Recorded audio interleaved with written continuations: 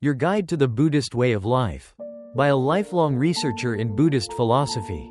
In the great marketplace of ideas that constitutes our modern world, few paths have garnered as much quiet respect and widespread curiosity as the way of life taught by the Buddha. For over 4 decades, I have immersed myself in the vast and nuanced ocean of Buddhist teachings. And what I have found is a tradition that consistently defies easy categorization.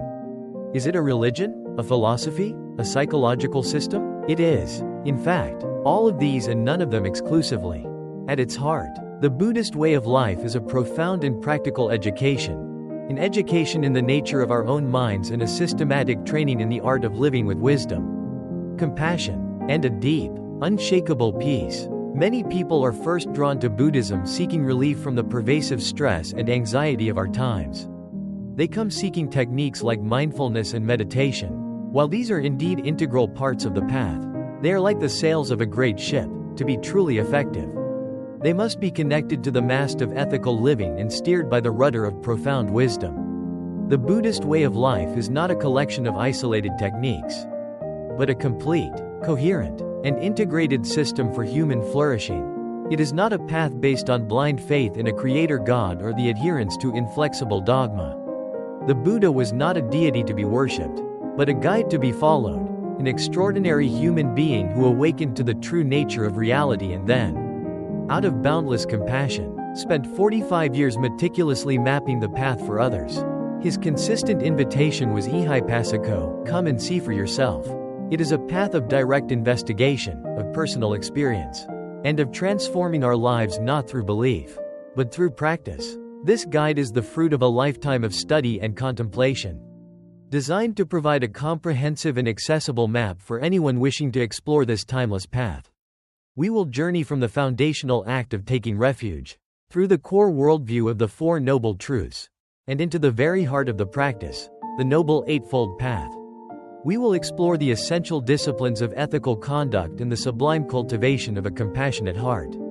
This is not a guide to becoming a Buddhist in a sectarian sense, but a guide to cultivating the qualities of an awakened mind, a path that is open and available to any person who seeks to find an end to suffering and to live a life of genuine meaning and freedom. Part 1. The Foundation, taking refuge in the Three Jewels. The journey into the Buddhist way of life begins with a single, profound act of inner orientation, taking refuge. This is the formal and conscious commitment that defines one as a follower of the Buddha's path. The objects of this refuge are the three jewels, Triratna, the three most precious and reliable pillars of the tradition. To take refuge is not a passive act of seeking protection from an external power. It is a deeply sane and rational act of entrusting oneself to a reliable guide, a true path, and a supportive community. It is a recognition that our ordinary refuges, money, status, power, pleasure, relationships, are all inherently unstable and cannot provide a lasting or secure happiness. Taking refuge is a turning of the heart toward that which is truly trustworthy. 1. The Buddha, the guide. The first jewel is the Buddha, the awakened one. This refers, first, to the historical figure Siddhartha Gautama, the man who awakened to the truth and taught the path. We take refuge in him not as a god, but as the supreme example of our own potential. He is the pioneer who proved that liberation from suffering is a human possibility. Secondly, we take refuge in the principle of Buddhahood itself, the innate, luminous potential for wisdom and compassion that lies within every one of us. To take refuge in the Buddha is to commit to the path of awakening. 2. The Dharma, the path. The second jewel is the Dharma, or Dhamma in Pali. This has 2 primary meanings. First, it is the body of teachings that the Buddha offered, the map he drew for us to follow. This includes core doctrines like the Four Noble Truths and the Noble Eightfold Path. Second, the Dharma is the timeless, universal law of reality itself, the truth that the Buddha discovered. To take refuge in the Dharma is to commit to studying the teachings and, more importantly, to living in harmony with the way things truly are. 3. The Sangha, the community. The third jewel is the Sangha, the community of fellow practitioners. In its highest sense, this refers to the Arya Sangha, the community of all those who have attained some stage of enlightenment. In a conventional sense, it refers to the community of monks. nuns, and lay practitioners who are walking the path alongside us. The spiritual journey is challenging, and the Buddha understood that we need the support, guidance, and noble friendship, kalyana mitta, of others. To take refuge in the Sangha is to let go of the prideful notion that we can do it all alone and to open ourselves to the support and wisdom of the community. This act of taking refuge in the three jewels is the foundational orientation of the Buddhist way of life. It provides our journey with a clear direction, a reliable map, and a supportive network of fellow travelers. Part 2. The Worldview. Seeing with Clarity, the Four Noble Truths. The Buddhist way of life is not based on a set of beliefs to be accepted on faith, but on a clear and rational worldview that is to be investigated and verified through one's own experience. This worldview is encapsulated in the Buddha's first and most important teaching, the Four Noble Truths. This is the diagnostic framework that underpins the entire path. 1. The first noble truth. The reality of suffering, dukkha. The path begins with a courageous, honest look at our own experience. The Buddha stated that the unenlightened life is characterized by dukkha.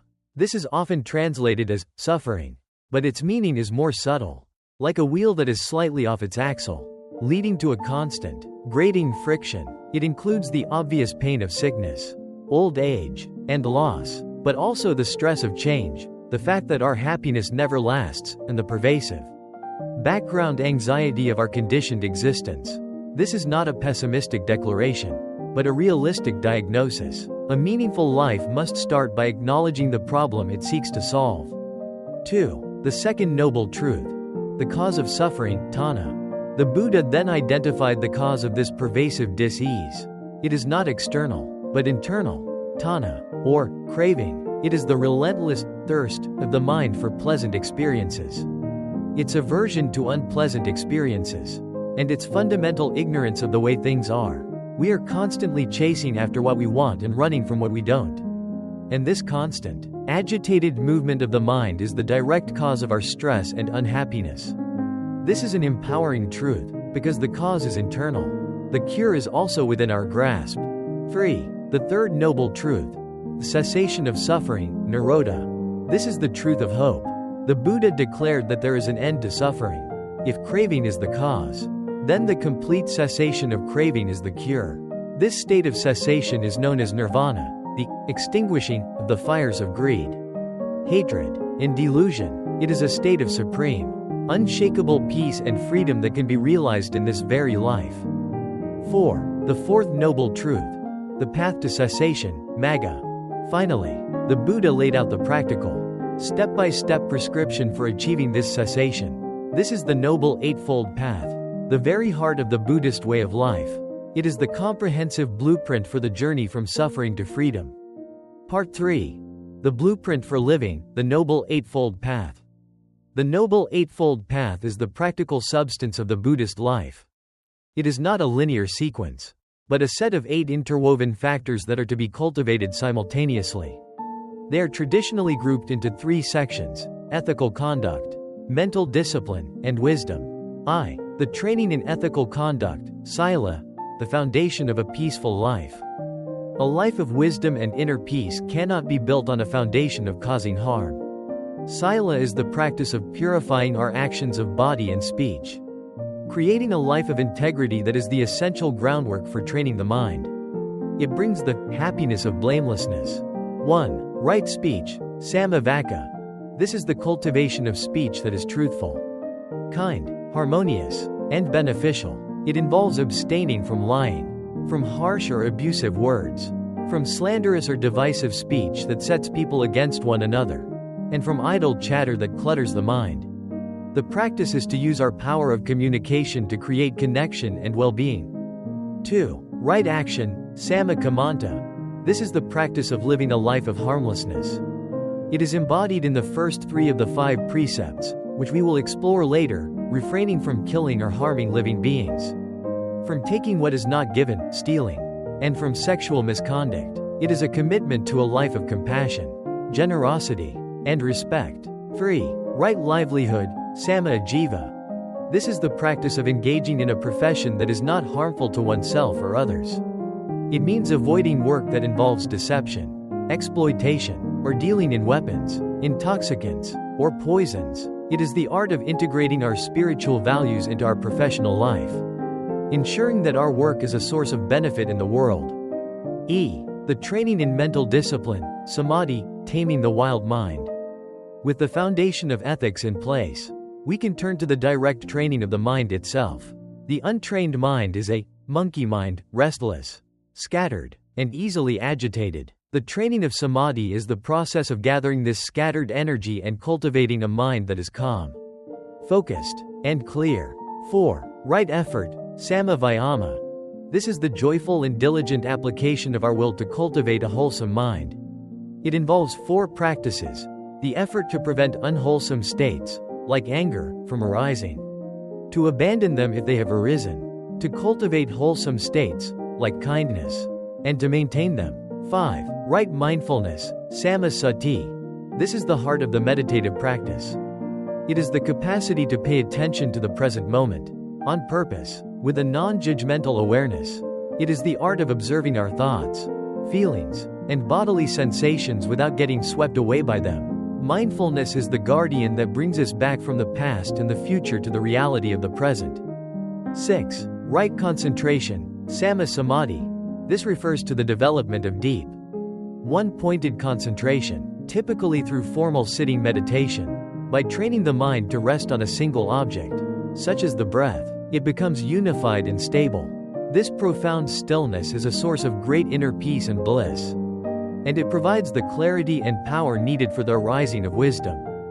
3. The training in wisdom, prajna, seeing things as they truly are. Wisdom, prajna in Sanskrit, panya in Pali, is the ultimate goal of the path. It is the clear seeing that cuts through the ignorance that lies at the root of all our suffering. 7. Right understanding, samma ditthi. This is the correct grasp of the Buddha's core teachings, beginning with an intellectual understanding of the 4 noble truths. Ultimately, it matures into a direct, experiential insight into the 3 marks of existence: the truth that all things are impermanent, anicca, unsatisfactory, dukkha, and devoid of a solid, independent self, anatta. 8. Right intention, samma sankappa. This is the alignment of our will and motivation with our understanding. It means consciously cultivating the intentions that lead to liberation. The Buddha specified 3: the intention of renunciation, letting go of craving; the intention of goodwill, the opposite of ill will; and the intention of harmlessness, compassion, the opposite of cruelty. The Noble Eightfold Path is a complete and holistic curriculum for living. It is a path of balance, the middle way, that avoids the extremes of hedonistic indulgence and harsh self-denial. It is the blueprint for the Buddhist way of life. Part 4. The heart of the practice, cultivating a boundless heart, the Brahma Viharas. A life lived according to the Buddhist path is not a cold, intellectual, or detached affair. It is a life of profound warmth, connection, and emotional maturity. The teachings place enormous emphasis on the cultivation of 4 sublime emotional states, known as the 4 divine abodes or Brahma Viharas. These are practices for systematically purifying the heart of its toxic states and cultivating its boundless potential for love. 1. Loving kindness, metta. This is the sincere wish for all beings, without exception, including oneself, to be happy and well. It is the direct antidote to anger, hatred, and ill will. Metta is a radiant, unconditional friendliness that breaks down the barriers of self and other, and fosters a deep sense of kinship with all of life. 2. Compassion, karuna. This is the heart's trembling in the face of suffering, combined with the sincere wish for that suffering to come to an end. It is the antidote to cruelty and indifference. Compassion is what motivates all skillful action in the world. It is the courage to stay present with pain, our own and others, and to respond with a tender and helpful heart. 3. Sympathetic joy, mudita. This is the practice of taking genuine joy in the happiness and good fortune of others. It is the direct and powerful antidote to jealousy and envy. A mind trained in mudita finds endless opportunities for happiness, as it is able to celebrate the successes of everyone it encounters. It is a profound cure for the poverty mentality of comparison and competition. 4. Equanimity, upekkha. This is the sublime and peaceful quality of a balanced and unshakable mind. It is the ability to meet all of life's inevitable ups and downs, gain and loss, pleasure and pain, praise and blame, with a spacious and non-reactive heart. It is not a cold indifference, but a profound and loving acceptance of the impermanent, uncontrollable nature of reality, born from deep wisdom. These four qualities, when cultivated together, create a heart that is a true refuge, a source of boundless well-being for oneself and a fountain of benefit for the entire world. Part 5. The Daily Discipline, the Five Precepts. While the Noble Eightfold Path is the comprehensive map, the Buddha offered a more condensed code of conduct for lay practitioners to use as a daily guide. These are the five precepts, which are not commandments from a god, but voluntary, training principles that we undertake for our own well-being and the well-being of others. They are the practical embodiment of sila in daily life. To refrain from taking life. This is a training in reverence for life and non-violence. To refrain from taking what is not given. This is a training in honesty and generosity. To refrain from sexual misconduct. This is a training in respect, responsibility, and not causing harm through our sexuality. To refrain from false speech. This is a training in truthfulness and trustworthiness. To refrain from intoxicants which lead to heedlessness. This is a training in preserving mindfulness and clarity. Undertaking these precepts provides a constant and reliable guide for our actions.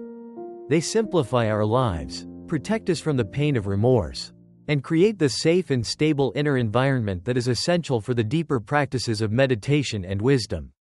Conclusion. A path of waking up. The Buddhist way of life, in its essence, is a path of waking up. It is a journey from the dream-like state of confusion, craving, and reactivity to the awakened state of clarity, contentment, and compassionate action. It is a path that is at once profound and eminently practical, ancient and timelessly modern. It begins with the foundational commitment to a reliable refuge in the Buddha, Dharma, and Sangha. It is guided by a clear-eyed worldview, the Four Noble Truths, which realistically diagnoses our existential predicament and offers a hopeful and attainable cure.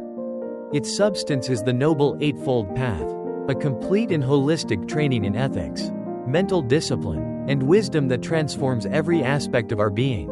Its heart is the boundless warmth of loving kindness and compassion, which dissolves our sense of alienation and connects us to all of life. And its daily expression is the integrity of the five precepts, which serve as our constant guide and protector. This is not a path of grim obligation, but one of increasing joy, lightness, and freedom. Each step we take, every moment of mindfulness, every act of kindness, every word of truth, is a step away from the constricted, anxious world of the ego and toward the spacious, peaceful reality of our own awakened nature. The Buddhist way of life is an invitation, extended across millennia, to undertake the most meaningful journey possible, the journey inward, the journey home.